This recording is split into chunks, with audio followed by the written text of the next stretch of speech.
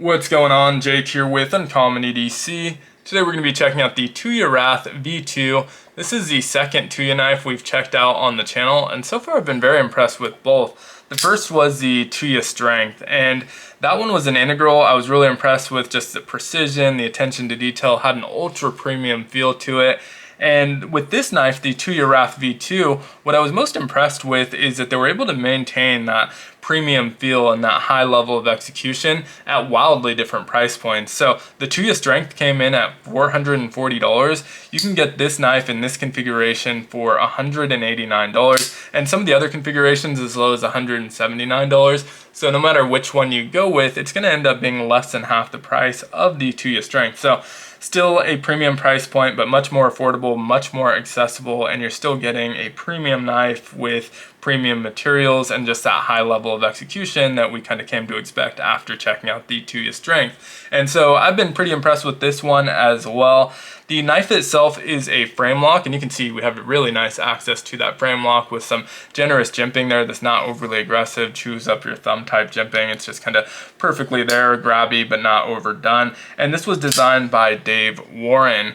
Now, the sizing on this, it's a little bit of a kind of larger mid-sized knife at about 7.8 inches overall, but we get a really generous 4.4 inches in the handle. And you can see this configuration has the titanium handle with the carbon fiber inlay. You can get it with or without the inlay, and then the titanium either natural like this or a coated version of it. And then same thing with the blade. This one has the DLC coating, but you can get it with or without that coating if you prefer it without. I do think the DLC pairs really nicely with the carbon fiber on this configuration and just kind of contrasts each other really well. So, or I guess complement each other really well, but I think it looks great together.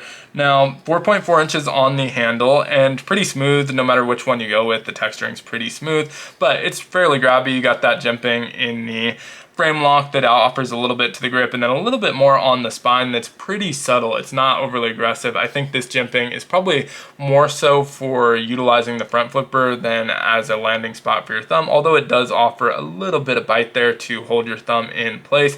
But the handle itself is very comfortable, able to get all 4 fingers on there, and I'm able to spread them out. It's large enough where I'm able to get that relaxed grip that I prefer. And this one does have this oversized sharpening choil, so if I do want to creep up behind the edge there, I have that option as well. I actually find both options to be pretty equally comfortable. This does allow me to spread a little bit further out, but it puts me a little bit closer to that edge. Don't really have a strong preference either way. Usually I would prefer this forward grip, but both of them feel pretty equally good. I think naturally I just kind of gravitate towards this, so I'm more likely to use this forward grip.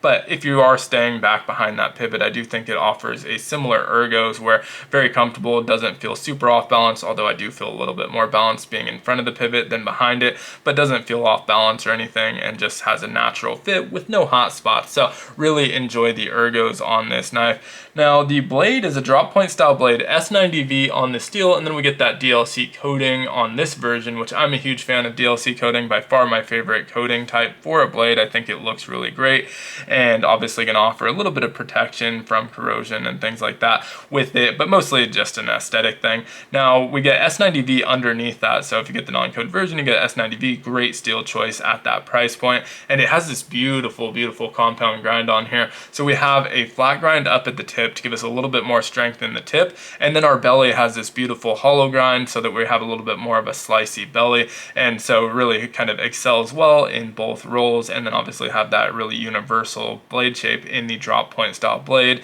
Nice wedge at the back here as well. Thumb stud tucked nicely into the handle. One thing that I think Tuya does really well is that they don't over market their product. You don't see Tuya all over this or really anywhere to be seen. There is some subtle branding back here, but I believe it's just the S90V. Yeah, so the only branding we have is S90V, and it's barely even visible on the blade. I didn't notice it for several days until I was really looking closely and examining that, and so it keeps it really subtle. There's also the maker's initials, DW, right here behind the thumb stud, but again, you probably wouldn't notice it unless you were specifically seeking that out, and so I really like that aspect of it as well. That frame lock is great. It's well positioned where you're not really going to have your fingers sitting on it and preventing you from opening it. That pocket clip makes a nice landing spot, and you can kind of just float the other fingers while you're opening it. Super smooth deployment here. So we're on ceramic bearings and it's incredibly smooth. The detent on here is perfect, and the lock, it just kind of drops to your nail and then you can shake it the rest of the way. The only thing that's worth keeping in mind, the first couple of times I dropped that lock, my index finger was too high, and what was happening is this: it just kind of hangs up and it's like, okay, well, I guess it just doesn't drop. But the reality is it's because of that flipper tab, it ends up extending a lot further down, and so you have to make sure your index finger is below the flipper tab when you disengage that lock. And see, when I did, it dropped right to my nail, and now I can just shake it the rest of the way. But if you're too high, you're going to end up holding the blade open. It's going to move a little bit and then just kind of get stuck there, and you can shake it back open or close from there. But once you realize that, once you figure out the finger placement, which takes just a couple times opening and closing it, it's an incredibly smooth experience, a lot of fun to fidget with, a lot of fun to just kind of drop shut and shake it the rest of the way. Now, my preferred deployment method is these thumb studs. You have plenty of access to them, the detent's perfect, and it just kind of flies out of there, super snappy action. But it does have a front flipper as well, and so I'm not usually a front flipper guy, but it does work really well, so usually I'm gravitating towards the thumb studs. If you do want it though, really nice placement, you have plenty of access to it, really easy and smooth. The detent's really well dialed in for that as well, so really nice and smooth to use that as your deployment method. So for those that do prefer the front flipper, it's really well executed on this as well. It's just not really my preference. And so carbon fiber inlay, once again, one kind of downside on this one I would say is the weight. It is a little bit heavy for the sizing, which I don't even think I mentioned the blade length. I know I mentioned overall and handle, but the blade length is about 3.4 inches. And of course we do have that oversized sharpening tool, which gets our cutting edge closer to about 3 inches, probably about 3.1 inches or so. And so plenty of cutting edge there, but this knife does weigh in at about 4 ounces. It doesn't feel especially heavy, but it feels like 4 ounces. It feels kind of neutral in terms of the weight, not super light, not super heavy, but it is a little bit heavier than some similar sized knives, so definitely worth mentioning. If that's one of the things that ends up being a sticking point for you, I do want to mention that it weighs about 4 ounces. Now we have a lanyard hole here, non-reversible pocket clip. We do get the milled titanium pocket clip, really nice pocket clip, not sitting on our lock bar, well centered, pretty slim and out of the way, fairly deep carry there as well, and I think a nice looking aesthetic design to it. So great pocket clip overall, but it is not reversible, so this is going to be